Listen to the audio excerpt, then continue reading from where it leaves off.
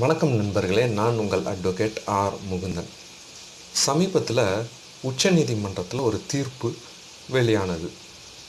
குறிப்பாக சொல்ல வேண்டுமென்றால் 6/9/2021 அன்று Jitendra Singh versus state of Madhya Pradesh என்ற வழக்கில் ஒரு விஷயத்தை சொல்லியிருந்தாங்க. என்னென்னா, வருவாய்த்துறை ஆவணங்கள், இந்த பட்டா சிட்டா அடங்கல் போன்ற வருவாய்த்துறை ஆவணங்கள்லாம் டைட்டில் டாக்குமெண்ட்ஸ் கிடையாது. அதாவது உரிமையை நிலைநாட்டக்கூடிய ஆவணங்கள் கிடையாது. அது வெறும் வருவாயை வரி வசூல் செய்வதற்கான ஆவணங்கள் தான் சொல்லியிருந்தாங்க. அது ஒரு விஷயம் இல்லை. ஏற்கனவே 1997 பல வழக்குகளில் சொல்லப்பட்ட தீர்ப்புகளை மேற்கோள் காட்டி இந்த தீர்ப்புலையும் அதை உறுதிப்படுத்தி சொல்லியிருந்தாங்க. அதை நாமளும் ஒரு வீடியோவாக போட்டு இருக்கிறோம் நம்ம சேனலில். பட்டா சிட்டா பற்றி உச்சநீதிமன்றத்துடைய முக்கிய உத்தரவுன்னு சொல்லி ஒரு வீடியோ போட்டிருந்தோம். இப்போ அந்த தீர்ப்பு வந்ததுலேருந்து செய்தித்தாள்களிலும் சரி, சமூக வலைத்தளங்களிலும், நம்ம யூடியூப் சேனல்களிலும் பலவிதமான தலைப்புகள் கொடுக்கப்பட்டு மக்களை அச்சத்துக்கும் பீதிக்கும் உள்ளாக்கியிருக்காங்க. என்னன்னு கேட்டிங்கன்னா, பட்டா செல்லாது, பட்டா உரிமை ஆவணம் கிடையாது அப்படின்ட்டுலாம் ஒரு ஒற்றை வரியில் சொல்லி ஒரு தலைப்புகள் கொடுக்குறாங்க, ஒரு தம்ப்நெயில் கொடுக்குறாங்க. அது முழுமையாக ஒரு தீர்ப்பை நம்ம படித்து அதை புரிந்து கொண்டால்தான் அந்த தீர்ப்பு நமக்கு இருக்கக்கூடிய வழக்குக்கு பொருந்துமா இல்லை நம்ம சூழ்நிலைக்கு பொருந்துமா என்பதை நம்ம முடிவுக்கு வர முடியும். அதனால் முடிந்த அளவுக்கு சட்டம் பற்றி பேசுபவர்கள், நீதிமன்ற தீர்ப்புகளை பற்றி யூடியூப்பில் விளக்கம் கொடுக்குறவங்க டைட்டிலில் முடிஞ்ச அளவுக்கு ஸ்ட்ரெயிட் ஃபார்வர்டாக கொடுக்கணும். மற்ற விஷயங்களை போல் இல்லை, வியூஸ் எடுக்கணுன்றதுக்காக ஒரு மிஸ்லீடிங் தம்ப்நெயில், மிஸ்லீடிங் டைட்டில்லாம் கொடுக்கக்கூடாது. ஆனால் துரதிர்ஷ்டவசமாக அதுதான் நடக்குது. அந்த ஒற்றை வரிகளை பார்த்து பல பேர் பீதி அடைகிறாங்க. உண்மையான சொத்தின் உண்மையான உரிமையாளர், ஜென்யூன் ஓனர்ஸ், சில பேர்கிட்ட பட்டா மட்டும்தான் இருக்கும், வழி வழியாக வந்த சொத்தாக இருக்கும், பத்திரப்பதிவு அலுவலகத்துக்கே போகாத சொத்துக்கள் இருக்கும், அல்லது அரசாங்கம் கொடுக்கக்கூடிய பட்டாவில் இருப்பாங்க. இவங்களாம் உண்மையான உரிமையாளர்கள் தான் சொத்து இருக்குது. அதனால் அவங்க இந்த பட்டா உரிமை ஆவணம் இல்லை என்றோ, பட்டா இனி செல்லாது, இப்படியெல்லாம் ஒரு தலைப்புகள் கொடுக்குறாங்க. அதை பார்த்துட்டு அவங்க பயப்படுறாங்க. பயப்பட்டு கேள்விகள் நம்மகிட்ட கேட்குறாங்க. அதுக்கு ஒரு தெளிவு கொடுப்பதுக்கு தான் இந்த வீடியோ. நான் போட்டிருந்த அந்த வீடியோவிலே இந்த விஷயங்களாம் முழுமையாக சொல்லியிருப்பேன். ஜென்யூனான ஓனர்ஸ், பட்டா மட்டுமே வச்சுருக்கிறவங்களாம் பயப்பட தேவையில்லை என்பதை சொல்லியிருப்பேன். இருந்தாலும் மக்கள் தொடர்ந்து இந்த சப்ஜெக்டில் வீடியோஸ் வந்துக்கிட்டே இருக்குது. இப்போ நான் சொன்னேன் இல்லையா, ஒரு தீர்ப்பு, அந்த தீர்ப்பு வந்த பிறகு கூட ஒரு தீர்ப்பு என்பது வந்தது இதே விஷயத்தை வலியுறுத்தி. இது ஒரு கான்செப்ட், 1997 கொடுக்கப்பட்ட ஒரு தீர்ப்புலேருந்தே இந்த கான்செப்ட் என்பது இருக்குது. அதனால் பல தீர்ப்புகள் வந்து கொண்டே தான் இருக்கும். இப்போ நம்ம இனிமேலும் வரும். அது எல்லாத்தையும் போட்டு நம்ம மக்களை பயமுறுத்தக்கூடாது. ஆனால் சில யூடியூப் சேனலில் அந்த தொடர்ந்து அந்த போல் ஒரு விஷயம், நான் அந்த ரெண்டாவது மீண்டும் ஒரு தீர்ப்பு வந்தப்போ அதை நான் போட வேண்டாம் என்று முடிவு பண்ணேன். ஏன்னா அந்த தீர்ப்பில் முதல்ல போட்ட வீடியோவில் நம்ம தெளிவாக சொல்லிட்டோம். அந்த ஜிதேந்திர சிங் வழக்கில் மீண்டும் மீண்டும் அது அந்த நிலை எதாவது மாறி தீர்ப்பு வந்தால் போடலாம், அதையே சொல்லிக்கிட்டு இருக்க தேவையில்லை என்பதை நான் முடிவு பண்ணேன். ஆனால் சில சேனலில் அதையே சொல்லிகிட்டு இருக்கிறாங்க. அதனால் அச்சமடைகிறாங்க. அதனால தான் இந்த வீடியோவை நம்ம போடுறோம்.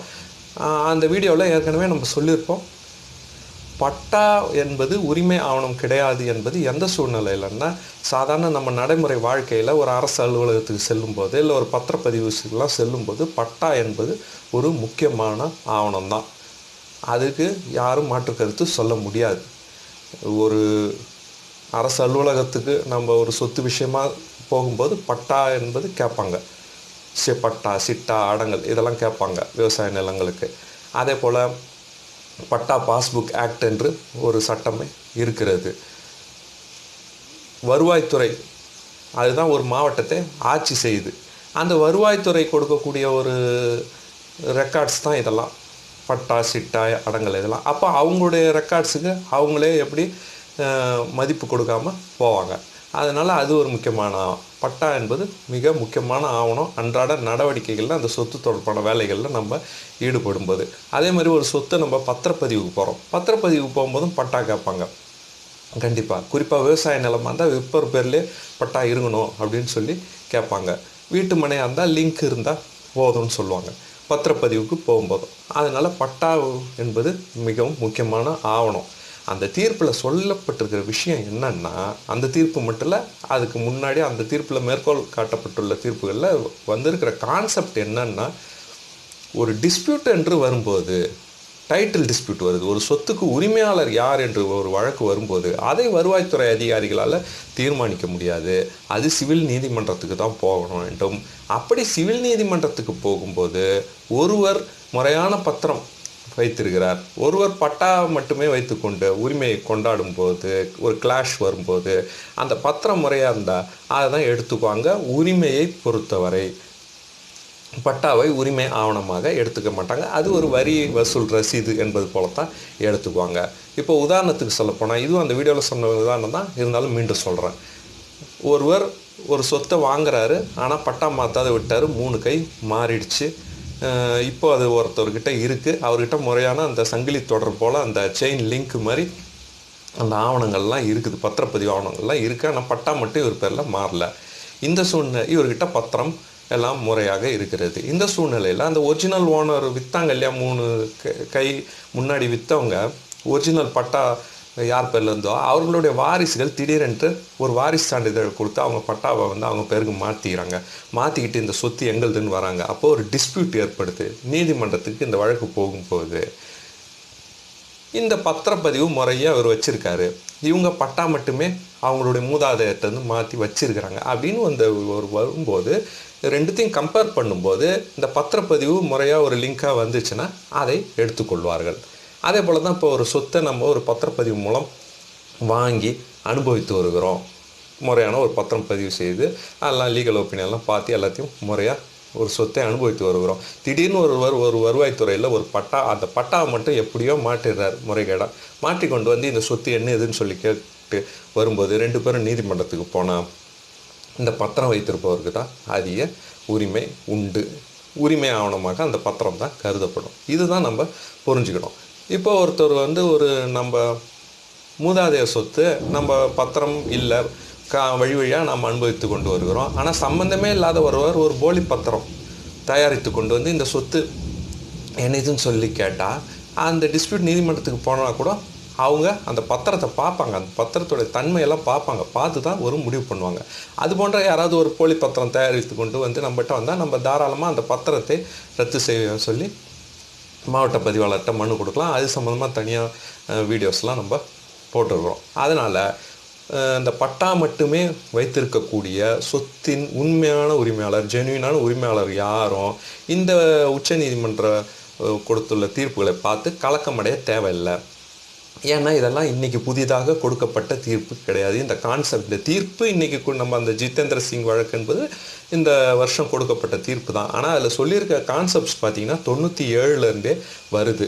அப்படி பார்த்தா 97லேருந்தே பட்டாவுக்கு வேல்யூ இல்லாமல் தான் இருந்திருக்கணும். ஆனால் அப்படி கிடையாது, பட்டாவுக்கு வேல்யூ இருக்குது. பழைய கான்செப்டை தான் மீண்டும் சொல்லியிருக்காங்க. இன்னமும் அடுத்தடுத்து அது தீர்ப்புகள் வந்து கொண்டு தான் இருக்கும். நம்ம யூடியூப் சேனலில் அதிரடியாக அந்த மாதிரி தலைப்புகள் வச்சு தம்ப்நெயில் வச்சுட்டு தான் இருப்பாங்க. ஆனால் அதை பார்த்து யாரும் பயப்படாதீங்க. தீர்ப்புகளை, முன் தீர்ப்புகளை பொறுத்த வரைக்கும் ஒரு விஷயம் சொல்கிறேன். ஒரு நீதிமன்றம், ஒரு உச்ச நீதிமன்றமோ உயர் நீதிமன்றமோ தீர்ப்பு கொடுக்கும்போது அந்த தீர்ப்பை நாம் பயன்படுத்தலாம். மாவட்ட நீதிமன்றத்தில் விசாரணைக்கு நம்ம வழக்கு ஒரு விசாரணை நடந்து கொண்டிருக்கிறோன்னா எப்போன்னா அந்த வழக்கு விசாரணையெல்லாம் முடிவடைந்த பிறகு வாதங்கள், ஆர்கியூமெண்ட்ஸ் நடக்கும்போது நம்முடைய தரப்பில் இந்த முன் தீர்ப்பெல்லாம் கொடுக்கலாம். அப்படி முன் தீர்ப்பை கொடுக்கும்போது நீதிமன்றம் இது போன்ற ஒற்றை வரி தலைப்பை மட்டும் எடுத்துன்னு அதை அந்த கேஸுக்கு அப்ளை பண்ணிட மாட்டாங்க. அந்த தீர்ப்பு நம்ம கொடுக்கக்கூடிய அந்த முன் தீர்ப்பு, உச்ச நீதிமன்ற தீர்ப்பு, உயர் நீதிமன்ற தீர்ப்பு, இதெல்லாம் படித்து பார்த்து அது இந்த வழக்குக்கு பொருந்துகிறதா என்பதை பார்த்து அது சம்பந்தமாக வழக்கறிஞர்களுடைய வாதங்கள், அந்த தீர்ப்பை கொடுக்குறவர், முன் தீர்ப்பை கொடுக்குற வழக்கறிஞர் இது இந்த வழக்குக்கு பொருந்துன்னு சொல்லி வாதாடுவார்.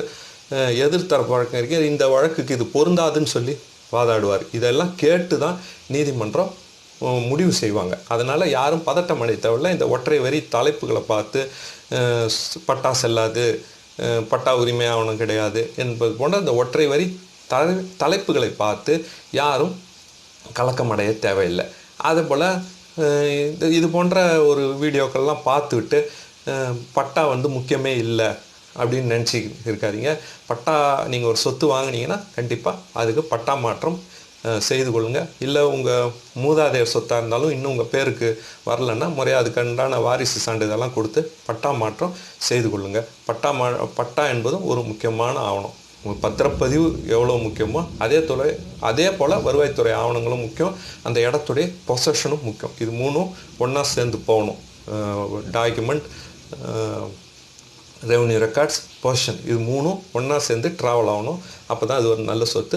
ஒரு சில சொத்துக்கு பத்திரமே இல்லாமல் இருக்கலாம். அதுபோல் சொத்தை நீங்கள் வாங்குறீங்கன்னா நீங்கள் ஈஸி போட்டு பாருங்கள், அதுக்கு உண்மையிலேயே பத்திரம் இல்லையா, இல்லை வேறு யாராவது அதுக்கு பத்திரம் பண்ணி வச்சுருக்காங்களா என்பதை பார்த்து வாங்குங்க. பத்திரம் இருந்தால் பத்திரம், ரெவன்யூ ரெக்கார்ட்ஸ், பொசிஷன், இது மூணில் எல்லாமே டேலி ஆச்சுன்னா அது மிக நல்ல சொத்துக்களை வாங்கும்போது இதெல்லாம் பார்த்து நீங்கள் கவனமாக செயல்படுங்க. மீண்டும் உங்களை அடுத்த வீடியோவில் சந்திக்கும் வரை நன்றி, வணக்கம்.